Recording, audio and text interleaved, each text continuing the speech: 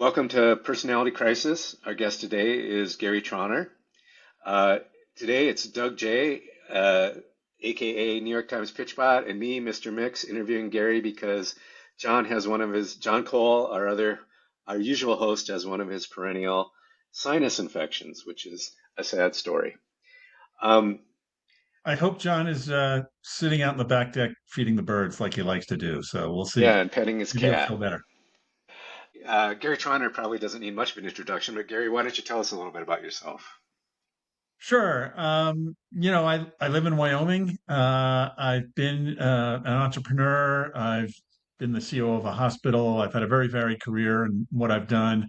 But at some point in my life, I decided that I could try and do a better job than some of the folks up in DC, and I decided to run for U.S. House for Congress. I did it twice in Wyoming. First time I ran was one of the closest races, if not the closest race in the country. Um, and then went back to the private sector and eventually came back around because when Trump got elected, basically my two sons looked at me and said, Dad, you're the only person that's come close in Wyoming in the last 50 years. We need to do something. You need to run again. So I ran for Senate in 2018 against Barrasso, and the world had changed by then. And I had come super close before, but I got my ass kicked in 2018, and it was instructive in a lot of different ways. But I'm still engaged, and I'm still trying to make a difference in my own way. Great. Well, speaking of welcome, and we appreciate you, and we're hoping to make this more of a regular thing, just a free, wide-ranging talk about politics. So speaking of people that were going to get their asses kicked, Janet Mills dropped out today. You have a take on that, Gary? Uh, who's Janet Mills? No, I'm kidding.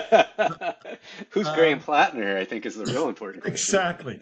Yeah, it's a really interesting dynamic, and I think it's really instructive from my perspective for 2026. And I'd love DougJ to chime in at some point too if he's got some thoughts. But uh, you know, people are fed up with the status quo, right? And I'm not necessarily sold on Plattner. I think he's got some skeletons in his closet, and who knows whether he's really going to become a Fetterman or not down the road. He's saying all the right things and doing all the right stuff, and really running a grassroots campaign, which is great.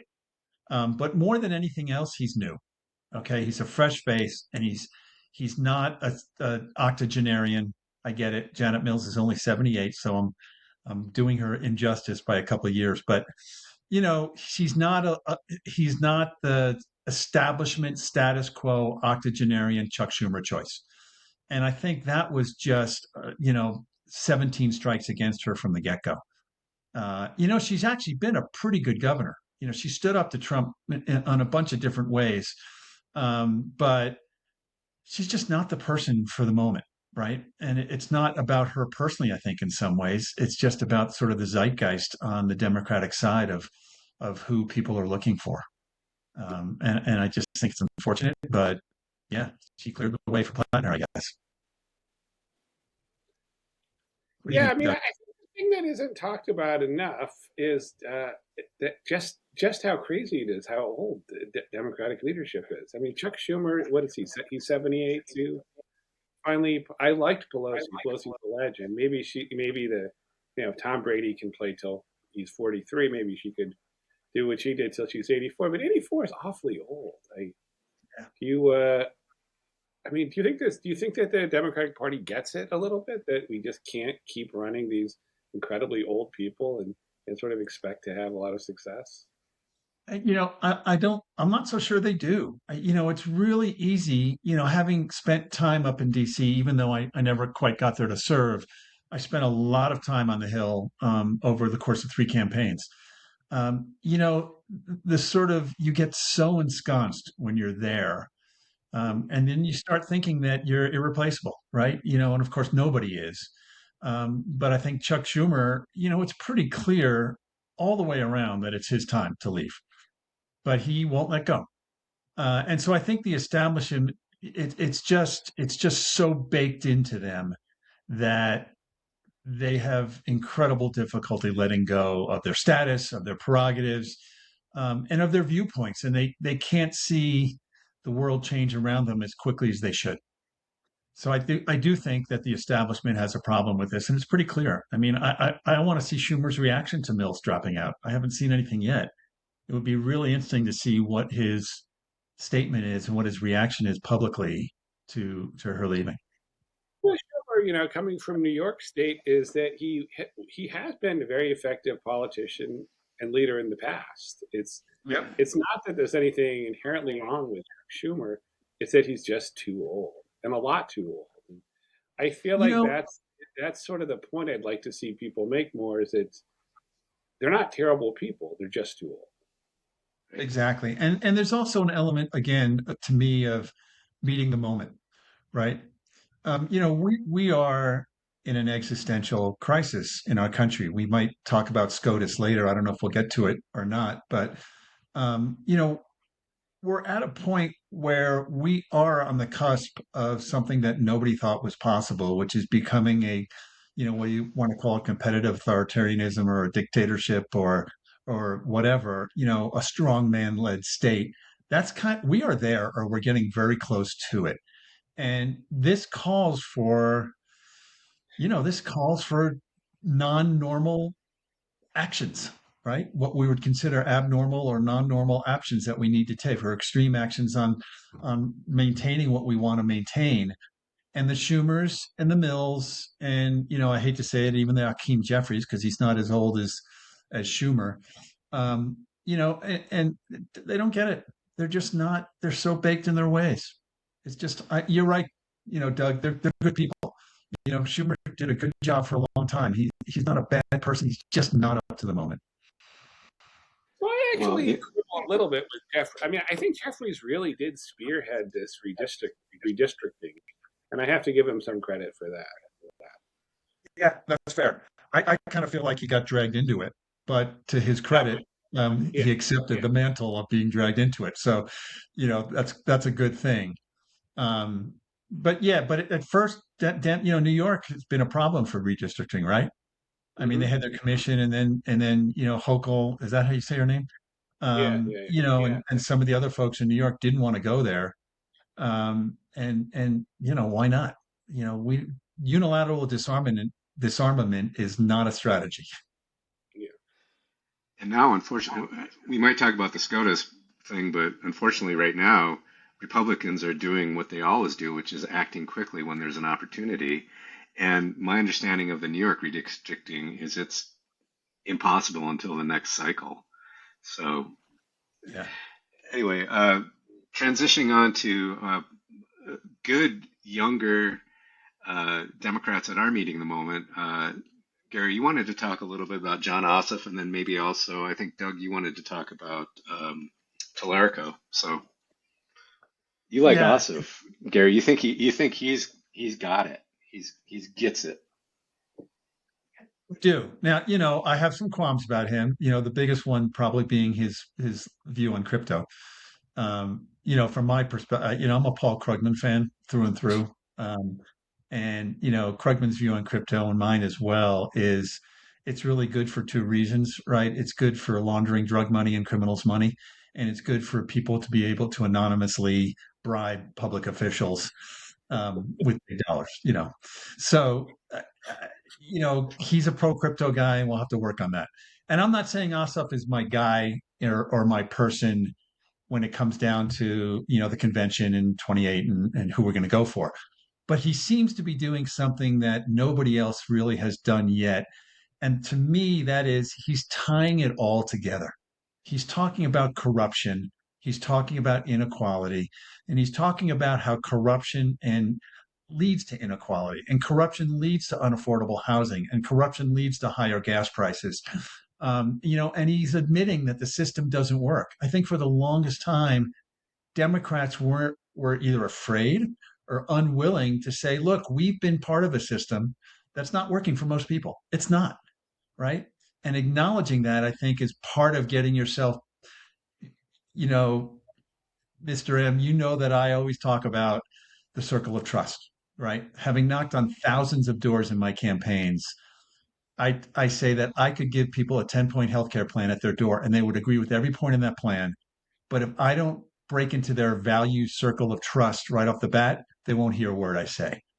And I think that Ossoff is starting to break into that circle of trust for voters because we need to acknowledge things haven't gone the way they should, even, we haven't done as well as a job as we should have done as Democrats before we can start talking about all these other things. So, yeah, I love what he's saying. He's really tying it all together. What do you think, Doug? Yeah, so I think it's a really important thing that when people talk about corruption, that they talk about its downstream effects. Like people hear so and so took a $5 million bribe, and they're like, so what? Well, what's the problem for me, right? There's this I forget what his name is. There's a guy, a real famous politician. I think he might have been Speaker of the House in California, who said famously, if you can't take their money, drink their wine, and, and screw their prostitutes, and still vote against them when you have to, you have no business being in this profession. And so I sort of feel like there's this idea that you could. I mean, so I think people are okay with that kind of corruption, right? Where you're taking money and doing stuff, but in the end, you're a decent legislator, right? And so I think you have to make it about what the corruption does, and I think that's a Yeah. problem that Democrats have in general. I mean, I consider myself a blue sky liberal, but it's a problem that blue sky liberals in particular have. They're like democratic principles, no corruption, but most people don't care about that at all. They only care about the downstream effects of those things and how it affects them.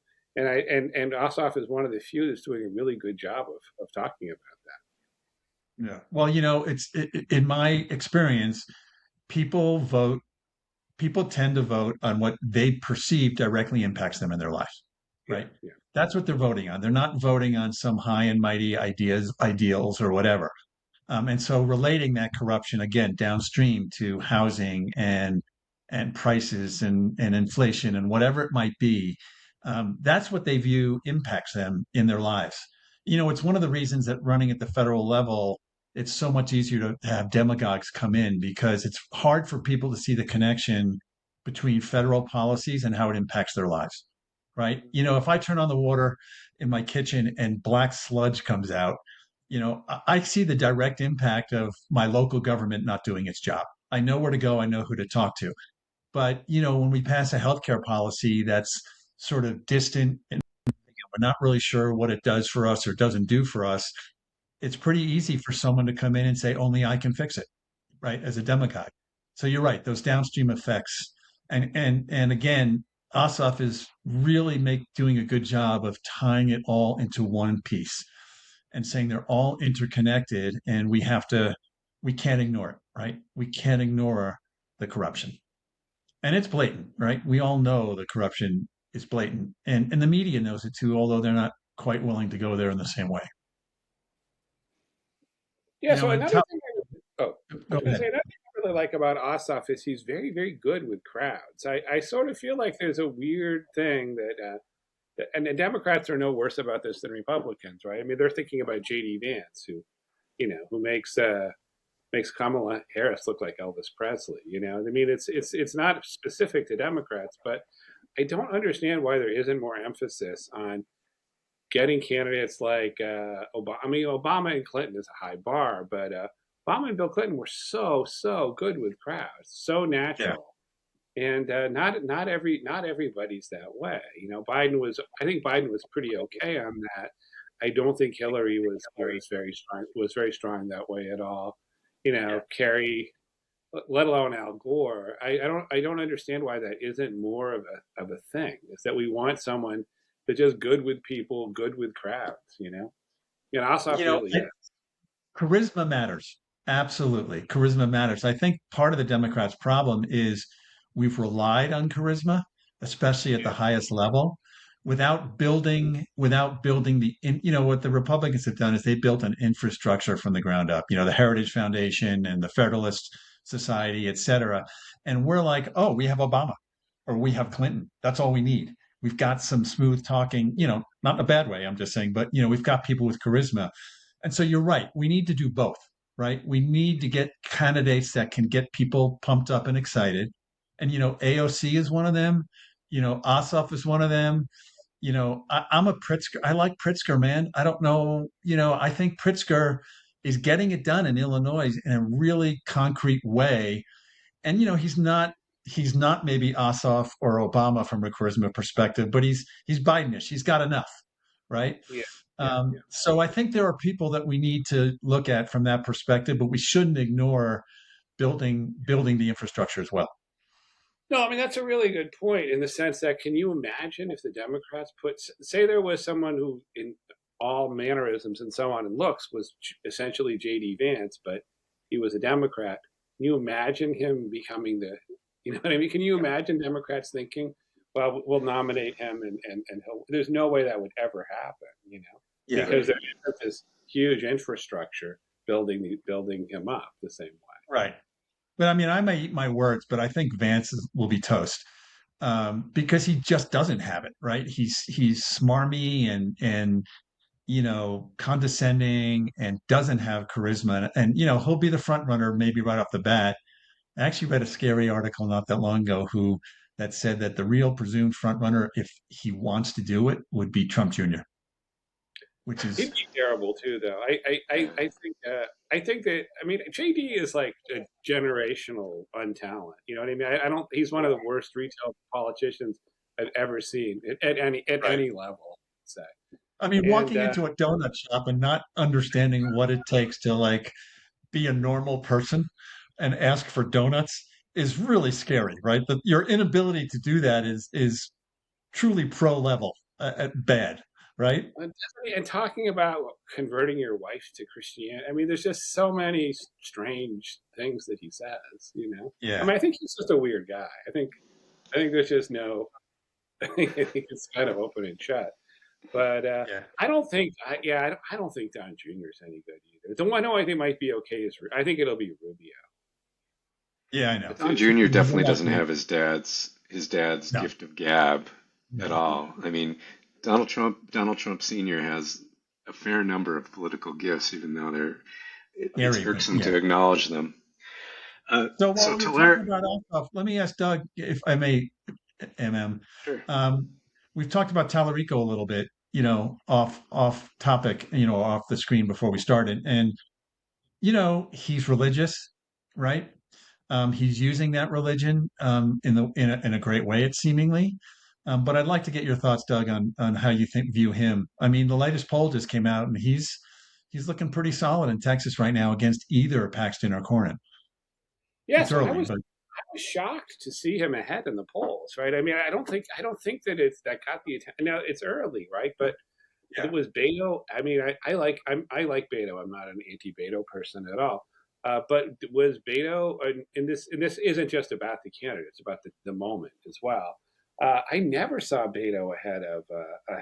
No, he was close, but he was never ahead. Yeah, it's to see him actually ahead by 3 points is shocking to me, And I sort of feel like he's again one of these candidates where when he really comes across as authentic. He really seems like someone who would be in your circle of trust.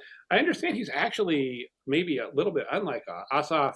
I'm not blaming him for this or criticizing him. Is pretty centrist, right? Tallarico is really pretty liberal, is my impression, and but somehow he's able to pull it off, And I read this thing. I mean, this is sort of ridiculous as this discussion was ever happening, where I think it was Sean Trent, who I don't really mind, was saying, "Oh, well, the religious stuff won't really fly in Texas because whatever religion I forget what it is. I'm a Catholic, and the whole Protestant religion world is a mystery to me. But he's some particular brand of Protestantism that the other ones don't like, or something like that, because it's too lefty." And I sort of felt like that's like the real religion nerds, yes, may feel that way, but I don't think your average Joe Schmo church-going person is really thinking about, that seminary is actually a little bit too left for him. You know what I mean? And of course, the best part was Megan McArdle then chimed in. I was like, who's spent her entire life in D.C. and I think is either Catholic or an atheist, and like, where the second McArdle chimes in, I'm looking at the opposite viewpoint, but I think he wields his religion, like you said, Doug, authentically, right? Or at least seemingly authentically, and he doesn't wield it, as you said, in right, what's the right word I'm going to use? He doesn't do it in a religiously partisan way. So he's not differentiating between being a Protestant or a Catholic or a Episcopalian or whatever. It's a very generalized form of what being a Christian is, right? And I think, Texas has a lot of Latinos, man, who tend to be very religious, that tend to be Catholic. But if you're talking about it in generalized terms about what being a Christian really is, I think that's pretty attractive to folks like that. I agree. It'll I be believe interesting to there'll see, be. and he has a different charisma. His charisma is much more, you know, preaching in a sense, Yeah. not overly, but it works. Well, we were talking at the start here about how 2026 is going to be a lot like 2006 was. Certainly, that swing we saw in the Rio Grande Valley of Texas is going to swing back. The heavily Mexican Catholic conservative, small c conservative group there is going to, having been raised by a Mexican Catholic, the worst thing you can do to a Mexican is insult their is disrespect them. And Yeah. Mexicans have been disrespected incredibly. And it doesn't matter if I don't think Tellerico is going to be a placeholder for the rage felt in the Rio Grande Valley, but that's just my take on it. Yeah. Well, Go one ahead. last Yeah, point. I want to yeah. move back because I want to connect this back to sort of how we started on Ossoff, which is his connective tissue of bringing everything together, right? What's the I'm gonna butcher this, but George Carlin's quote, it's a big club and you're not in it, right? I think both, and I don't know if I'm saying Tallarico or Tallarico the right way, but both he and Ossoff are hitting at that same thing, right? Which is the discontent among the vast majority of Americans with the fact that it's the what our economy and our culture right now is just not working for most people. It just doesn't work, right? And they are tapping into that and they're making that connectivity, whether it's religion and affordability and corruption or whatever, or whether it's Ossoff's kind of broken system and all that. They're both doing the same thing in different ways, and it seems to be working. Well, I, I think we're going to switch topics to Trump, but I just want to, I don't know if anybody who's been watching this podcast, if you're not aware of a guy named Bobby Polito, who's a Democrat running in the 15th district in the Rio Grande Valley in Texas. His opponent, he's a singer, and his opponent told him, I'm a serious politician. I just don't go sing at quinceañeras. And so all Bobby Polito's been doing for the last 2 months is singing at people's quinceañeras. He sings at them like multiple a day some weekends. I thought that was kind of funny, but that's kind of that's not really a good segue. But Yeah, there was a good let's talk article about about him. I think it was in the Washington Post yesterday or a couple of days ago. yeah. So another example of somebody who is a normal human being, right? But let's switch to an abnormal human being, Donald Trump, and the normalizing. Gary, before we started, you were talking about one of your peeves is how Trump is normalized even by people who know better. So This is maybe my biggest pet peeve of the moment for now. Uh, how do I say this? We, meaning generally everybody in the political sphere, tries to normalize and rationally approach what Trump is saying. But Trump's mind does not work. His brain he's mentally unwell. He's mentally unfit. He's mentally ill. He's got malignant narcissism, right? His brain does not work the same way that 99.9% of Americans' brains generally work. He will do or say anything. It's really interesting. We were talking about being authentic. And I think one of Trump's superpowers is in a really bizarre way, he is authentic in what he says because his lizard brain, if you want to call it that, controls him. And so he may say one thing, yesterday, he may say that Iran's nuclear weapons are obliterated. And then today he's going to say something completely different about their nuclear program. And he believes both of them because really deep down, it's what his lizard brain says this is what you need to be saying and doing in the moment to stay one step ahead, right? To be relevant, to be the star of the show, whatever it is. And so trying to even, I read a column by Greg Sargent in the New Republic, and he's one of my favorite progressive journalists. He does amazing work. But and I can't remember the topic, but he said, I was surprised by what Trump said. And I'm like, we should never be surprised by what he says, but we should also never try to rationalize what he says. And I think from a democratic messaging perspective, right? Every time Trump's name gets mentioned, it should be mentioned in the context of he's mentally unwell, he's unfit to serve, he's a convicted felon, he's an adjudicated rapist, and we shouldn't really take what he's saying up. He's the president, so he has power, so we have to be concerned about it. But we shouldn't take it at face value, and we shouldn't try to normalize and rationalize it. But we don't say that. We don't do that. Yeah, so I think that he has a well-known personality disorder. I wish that it was only I wish it was something 99.9% of people don't have, but I think it's just more like something maybe 95% of people don't have. It's not so uncommon. I mean, he's a malignant narcissist. He's a malignant narcissistic sociopath.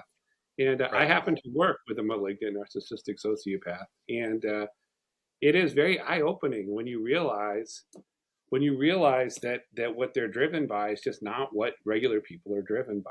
It's a little bit. It's like it's a combination. There's a side of it that's almost more like a cat or a dog or something like that. There's some animal sense. Like my cat doesn't care that yesterday, she was doing this and today she's doing that. She's just trying to get food. You know what I mean? And so that's what that personality type tends to be. They're just trying to get over, and there's nothing. If you see anything beyond them just trying to get over, you're just not seeing it. And it took me a very long time. I will say, dealing with this person took me a very, very long time to realize it and to understand it. Well, they can be really persuasive too, right? What's that? They can be really persuasive. Yeah. Because what they do also, I think, like your pet a little bit, is that they're very attuned to what you like, right? I feel like they have a sense for your face or something like that. They have a sense of what people want to hear.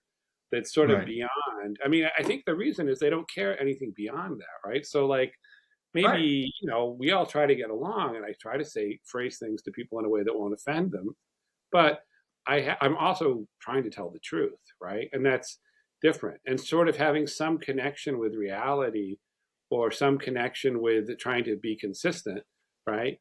Or honest, it gets in the way of just purely trying to say whatever it is that you think people want to hear. Yeah. I watched the movie. Go ahead. Sorry. I watched the movie Nuremberg not a couple of days ago. Russell Crowe, who, by the way, does an amazing job as Goering. But, I think the head psychiatrist, and again, I might paraphrase this or not get it exactly right, but, at the end of the trials, after dealing with all the Nazis and kind of, working with them to see what motivated them and who they were, he said, in his view, the definition of evil was lack of empathy. And malignant narcissists don't have empathy, right? Because it's all about them. They can't understand other people's point of view, et cetera. And I think it's, to relate it to current events, seems to me like in Iran, it's why he's having such a hard time, because in American politics, he can sort of bully and cajole and get the media to sort of rationalize all the crap that he's saying, even though it makes no sense and it's different from what he said the day before. But when you're fighting a foreign entity who's your enemy that doesn't give a crap about that, it's not working with them, right? And he's stuck. There's also an element of it, I think, where Iran's leadership psychologically is not so different from him. So I think he can win these battles with Canada or England or something by saying, well, do this crazy trade war unless you give in. And they'll say, like, well, I don't want to give in, but I have a country of people and I can't decimate our economy because I care about the people that I'm serving. In Iran, I feel like he's like, I'm going to nuke half the people. They're like, fine, bring it on. You know what I mean? Yeah. They don't care. I think they really don't care about the well-being of their citizens at No, all. they don't.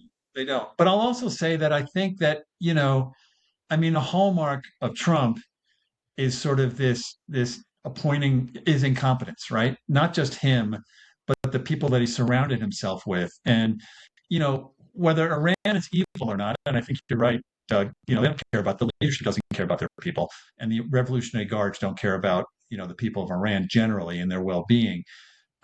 They've got smart people, on the ball that are negotiating and dealing with these things. And we've got a bunch of dumbasses, right, who are incompetent.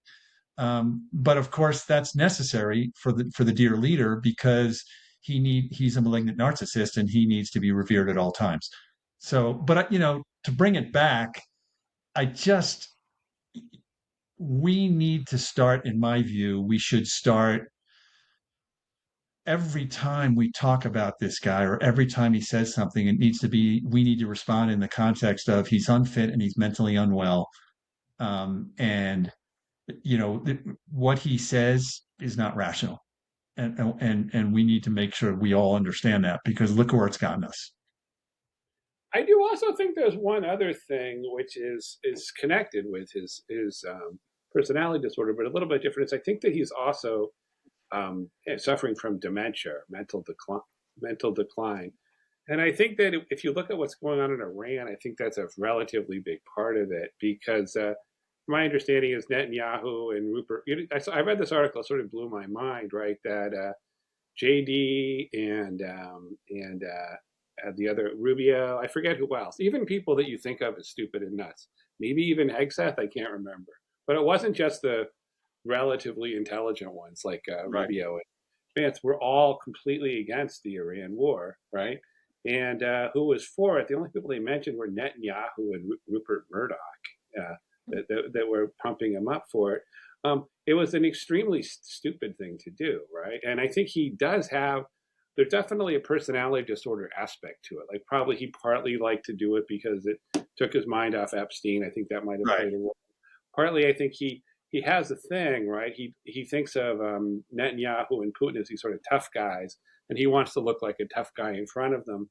But I think some of it was driven by mental decline in the sense that it was an incredibly stupid thing to do. And I'm not sure that the Trump of 10 years ago would have. I mean, I'm sure Netanyahu's been trying to get the United States to do this for 15 years. I think that his mental decline reached a point where he could be talked into it. And it is, and some of it is the personality, but some of it is, I think his cognitive decline is really pretty severe. Well, he also saw Venezuela, right? And in Venezuela worked from his perspective. And it happened in 2 or 3 days. And he's like, okay, I'm just going to Venezuela, Iran in 2 or 3 days, blah, blah, blah. But there's another big point to this, Doug and MM. It's all about agency. The thing that amazes me is we're now at the point where somehow it's all being blamed on Netanyahu and Rupert Murdoch and other people. Like Trump has no agency, and this is the same. These are the same people that have deified Trump, and he's literally like divinely ordained, and he can never be wrong, and he's the smartest guy in the room, and he's playing 11th dimensional chess. But somehow, when it came to Iran, he had zero agency in the decision because a couple of other idiots just convinced him that he should do something. It's again, the hypocrisy is amazing. Is he a god or is he a baby?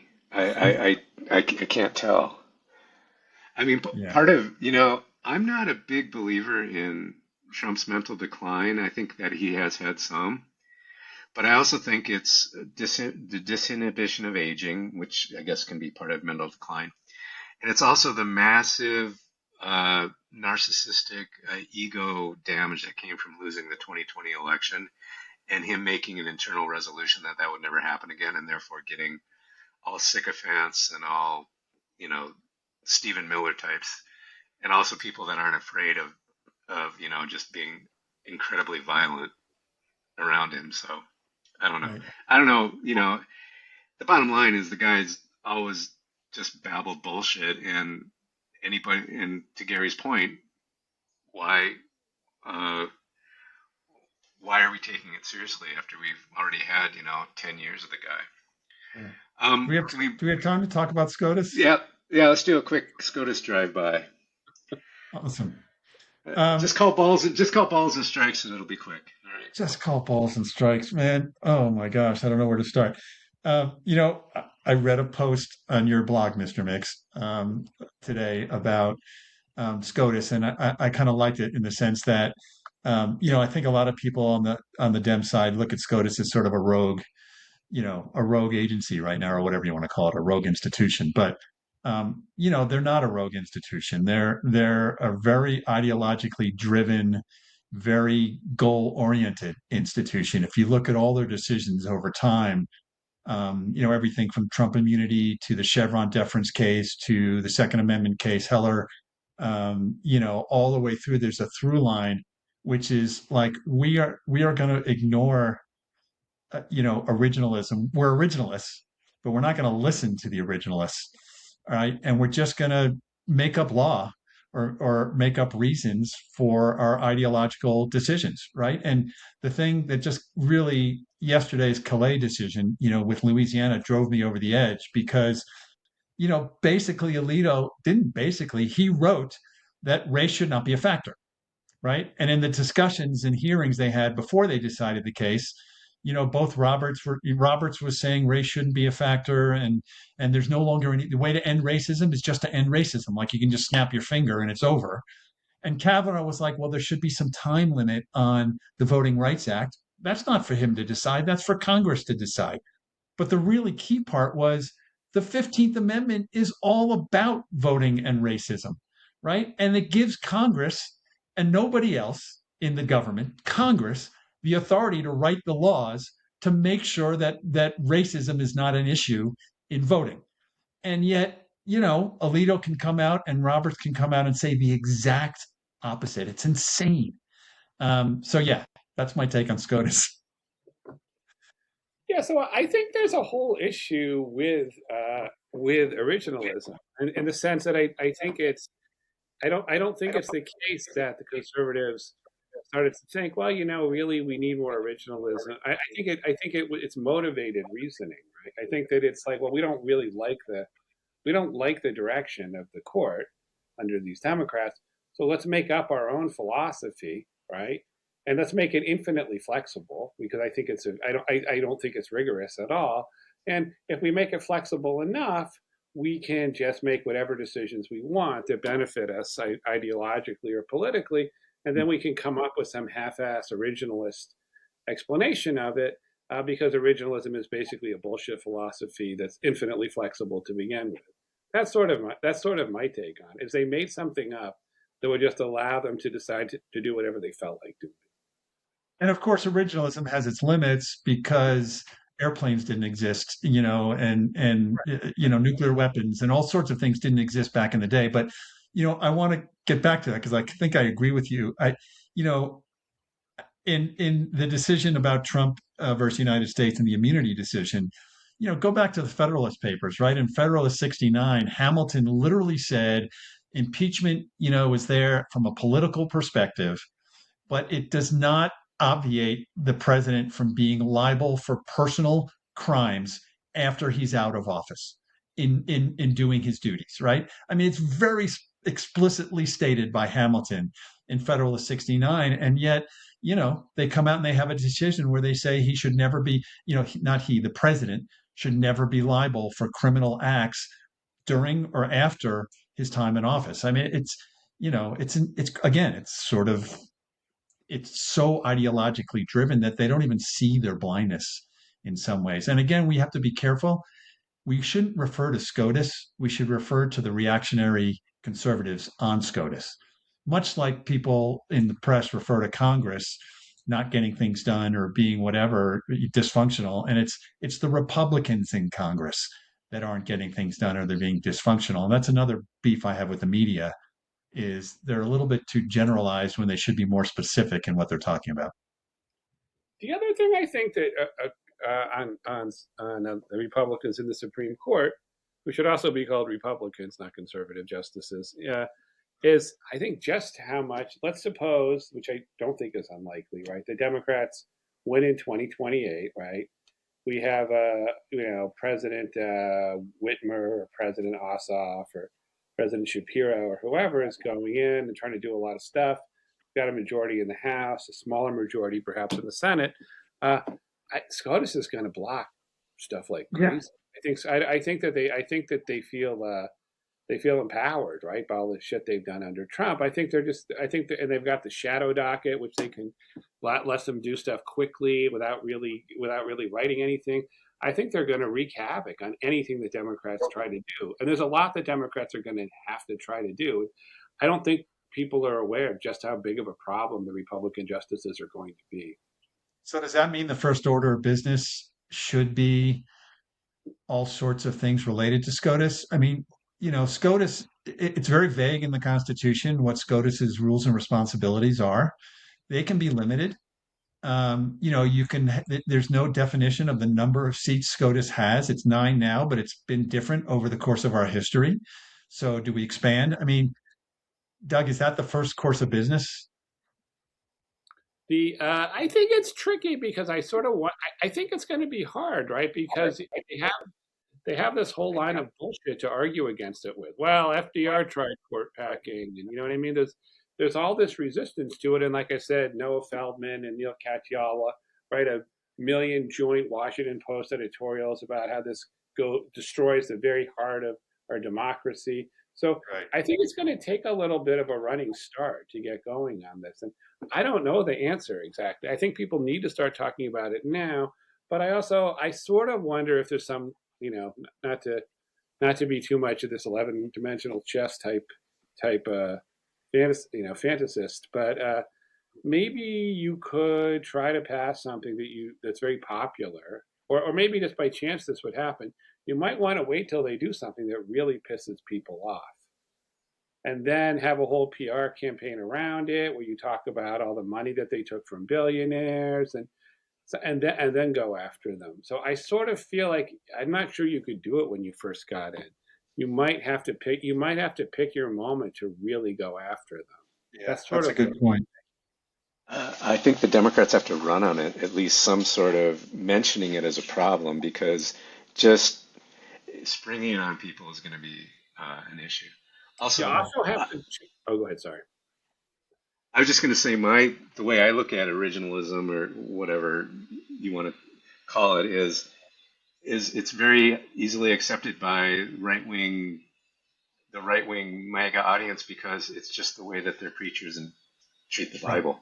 Yeah, so, it sounds right to them. Yeah. You both make a great point, and that is, again, let's look back at Iran. One of the conventional wisdoms on Iran is that Trump didn't do anything to prepare the country for going to war, right? And generally, when we do go to war, even if it's not the right war, the politicians prepare people for it. And I think, to both your points, doing it starting now and making it a front of the paper issue, so to speak, SCOTUS and what we want to do is really important to prepare people, right? Because you're right. If you spring it on people down the road in 2028 or 2029, it's not going to fly very well.